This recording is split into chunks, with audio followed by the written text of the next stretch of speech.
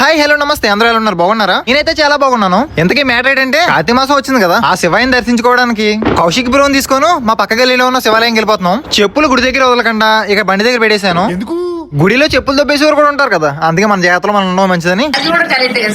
ఇంకా గుడిలోకి వచ్చేసాక గుడి అయితే కలకలాడిపోతుంది దీపాలతోటి. గుడి చుట్టూ కొన్ని ప్రదర్శనలు చేసిన తర్వాత ప్రశాంతంగా శివాయిని దర్శించుకొని ఆ పక్కనే ఉన్న విఘ్నేశ్వరిని, ఆ పక్కనే ఉన్న దుర్గమ్మ తల్లిని దర్శనం చేసుకున్నాను. నేను ఈ గుడిలో కొంచెం వింతగా అబ్జర్వ్ చేసింది ఏంటంటే, మన ఆంధ్రాలో అయితే ఉదయం టిఫిన్ తింటాం, అలాగే సాయంత్రం టిఫిన్ తింటాం వారం చేస్తే. అదే తెలంగాణలో కొంతమంది అయితే ఉదయం టిఫిన్ తింటారు, అలాగే నైట్ అయితే మాత్రం అన్నం తింటారంట. అలా ఎందుకు చేస్తున్నారని నాకు డౌట్ అడిగితే కొంతమంది చెప్పిన సమాధానం ఏంటంటే, నైట్ టైం అన్నం తినకపోవడం మంచిది కాదంట, ఎంతో కొంత తినాలని చెప్పి అలా మార్చారంట, తింటున్నారంట.